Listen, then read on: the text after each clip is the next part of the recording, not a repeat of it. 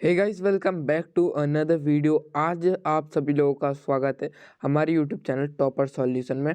तो बहुत सारे बच्चे कमेंट कर रहे थे कि भैया केमिस्ट्री की वीडियो लाइए। तो केमिस्ट्री के जो है इम्पोर्टेंट क्वेश्चंस की वीडियो आ चुकी है आप लोगों की ये। तो और इसकी हाँ कुछ बच्चे कहते हैं कि भैया आप पीडीएफ नहीं देते हो। तो पीडीएफ हम अपने व्हाट्सअप ग्रुप पर देते हैं। जी, हम व्हाट्सअप ग्रुप पर मिलेगी आप लोगों को इसकी पीडीएफ। तो व्हाट्सअप ग्रुप को जाकर सीधे ज्वाइन कर सकते हैं आप लोग, जिसकी लिंक मिल जाएगी आप लोगों को डिस्क्रिप्शन में। ओके। और इंस्टाग्राम पर भी आप लोग फॉलो करना चाहते हैं तो फॉलो कर सकते हैं, उसकी भी लिंक आप लोगों को डिस्क्रिप्शन में मिल जाएगी। ओके। तो सबसे पहले आता है स्थिर अनुपात का नियम लिखिए। और हाँ, और एक और बात है कि जो है नेक्स्ट वीडियो में जो होगा आप लोगों का वो इंग्लिश का एक बहुत ही वायरल पेपर जो लग रहा है रियल हो सकता है। तो उसके लिए अगर आप लोगों को वो पेपर चाहिए है और उसकी वीडियो आए तो आप लोगों को इस वीडियो में जल्दी से जल्दी 50 सब्सक्राइबर करवाने पड़ेंगे। और अगर 50 बंदे भी देख रहे हैं और एक एक बंदा सब्सक्राइब करेगा तो 50 सब्सक्राइबर काफ़ी छोटी चीज़ है। ओके, चलिए अब आते हैं अपने पहले क्वेश्चन को देख लेते हैं। स्थिर अनुपात के नियम को क्या कहते हैं? तो काफ़ी इंपॉर्टेंट सवाल है। ओके, क्वेश्चन है।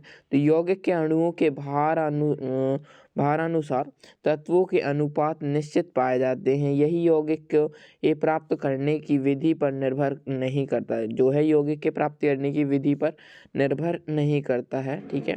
एंड अब आ जाते हैं अपने सेकंड वाले क्वेश्चन पर। सेकंड वाला क्वेश्चन क्या होने वाला है? सेकंड क्वेश्चन होगा कि हम किस प्रकार सिद्ध करेंगे कि हवा मिश्रण है। तो सबसे पहले आप लोगों को यौगिक की परिभाषा पता होनी चाहिए और हवा को मिश्रण सिद्ध करने के लिए। तो सबसे पहले यौगिक की परिभाषा क्या रहती है कि दो निश्चित अनुपात के पदार्थों को मिलाने पर एक यौगिक बनता है, जबकि हवा में किसी भी प्रकार का निश्चित अनुपात नहीं होता।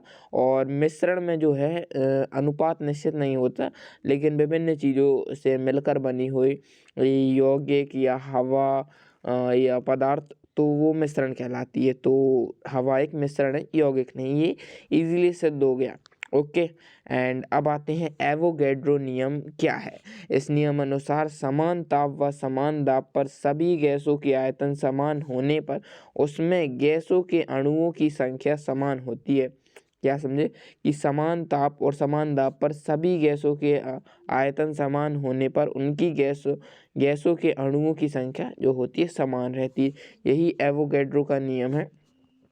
इसे आवोगाद्रो का नियम भी कहते हैं, इस प्रकार से भी लिखा जाता है एवोगैड्रो के नियम को। फिर आते हैं अपने फोर्थ वाले सवाल पर, द्रव्यमान संरक्षण नियम। जी हाँ, द्रव्यमान संरक्षण नियम बताना है। काफ़ी इम्पोर्टेंट सवाल है कि सबसे पहले द्रव्यमान संरक्षण नियम में क्या होता है कि रासायनिक क्रिया में दाब को ना तो नष्ट किया जा सकता है ना ही उत्पन्न किया जा सकता है। इसका अर्थ है कि रासायनिक क्रिया में प्रयुक्त क्रिया कारकों का कुल द्रव्यमान व रासायनिक क्रिया के फलस्वरूप बने उत्पाद का कुल द्रव्यमान बराबर होता है। उदाहरण के लिए ये बनेंगे। ठीक है, ये उदाहरण ले सकते हैं आप लोग। ठीक है, अब आते हैं फिफ्थ क्वेश्चन पर। फिफ्थ क्वेश्चन है क्वांटम संख्या क्या है? तो परमाणुओं में इलेक्ट्रॉन की संपूर्ण स्थिति का ज्ञान करने की संख्या को क्वांटम संख्या कहते हैं। ये 4 प्रकार की होती है। प्रकार अगर नहीं पूछे हैं तो नहीं पूछेंगे तो नहीं लिख सकते हैं। और अगर आंसर काफ़ी छोटा हो रहा है और 2 नंबर का सवाल है तो एडिशनल में लिख सकते हैं, नंबर नहीं कटेंगे। ठीक है। मुख्य क्वांटम संख्या, दिंगसी क्वांटम संख्या, चुंबकीय क्वांटम संख्या और चक्रण क्वांटम संख्या। ठीक है, चक्रण क्वांटम संख्या 4 प्रकार के होते हैं क्वांटम संख्या। ओके। अब आते हैं अपने सिक्स्थ वाले क्वेश्चन पर। सिक्स्थ वाला क्वेश्चन क्या होने वाला है कि कक्षा एवं कक्षक में अंतर लिखिए। तो कक्षा क्या कहलाती है और कक्षक क्या कहलाता है? तो सबसे पहले क्या आता है, नाभिक के चारों ओर का वह वृत्तीय पथ जिसमें इलेक्ट्रॉन चक्कर लगाते हैं। ये नाभिक, ये वृत्तीय पथ, तो इसमें चक्कर लगाने वाले इलेक्ट्रॉन जो इस लाइन में चक्कर लगाते हैं उस लाइन को कक्षा कहते हैं। और कक्षक क्या कहलाता है? तो अंतरकाश नाभिक के चारों ओर वह क्षेत्र जहाँ इलेक्ट्रॉन पाए जाने की संभावना अधिकतम होती है। जैसे यहाँ पर भी हो सकती है, ऐसे चौकोर शेप में भी हो सकती है। तो शेप डिसाइड नहीं रहता, इसलिए जहाँ पर पाए जाने की संभावना होती है वहीं उसी को कक्षक कहते हैं। ठीक है, और सभी कोषवृत्तीय होते हैं। विभिन्न कक्षाओं की आकृति अलग अलग होती है, जैसे कि मैंने स्टार्टिंग में बताया।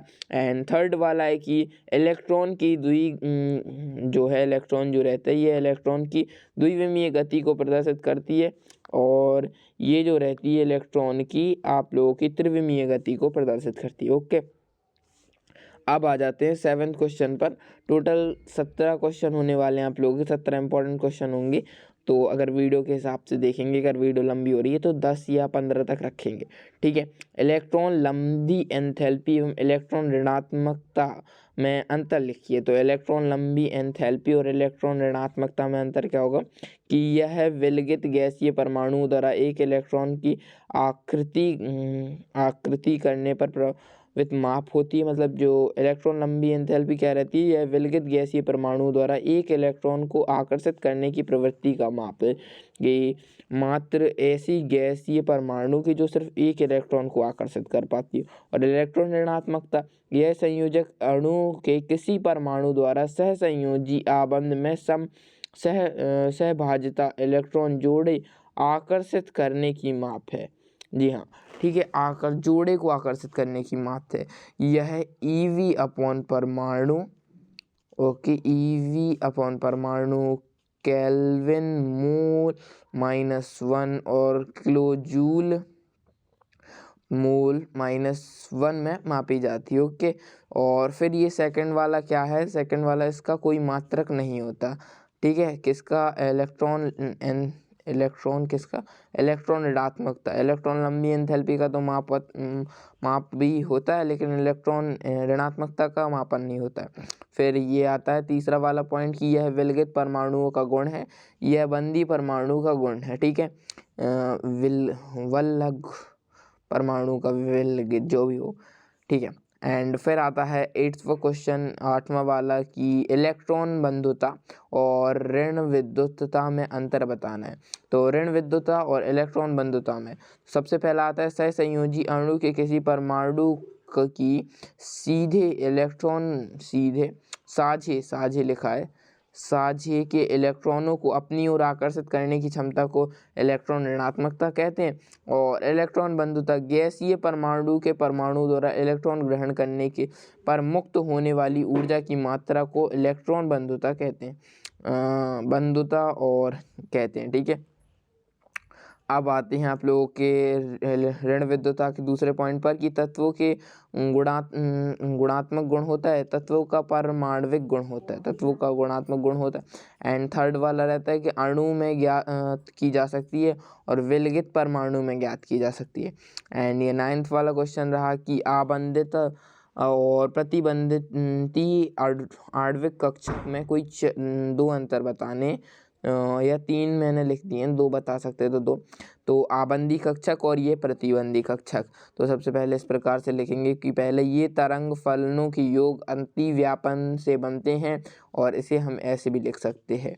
ठीक है, Y एंड A, और इसे इस प्रकार से लिख सकते हैं, अतिव्यापन से बनते हैं और ये कक्षक अणुओं को स्थिर बनाते हैं। ठीक है, ये कक्षक जो रहते हैं अणुओं को स्थिर बनाते हैं और ये कक्षक अणुओं को अस्थायी बनाते हैं। इनकी ऊर्जा का मान परमाणविक कक्षाओं की कुल ऊर्जाओं के योग के से कम होता है। इनकी ऊर्जा का मान परमाणविक कक्षकों की कुल ऊर्जा के योग से अधिक होता है। एंड फिर आते हैं 10वें वाले में कि हाइड्रोजन बंध से आप क्या समझते हैं, हाइड्रोजन बंध से आप क्या समझते हैं।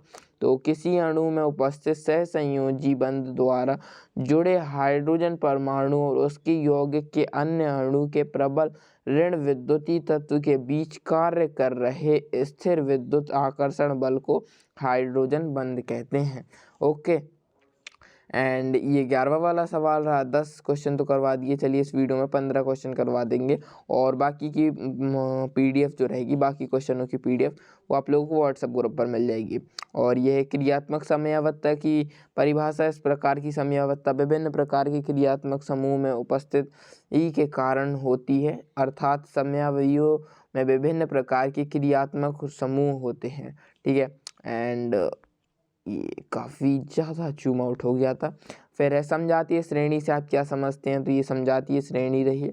एंड समजातीय श्रेणी की विशेषताएं लिखनी है, तो ये समजातीय श्रेणी की विशेषताएं रही।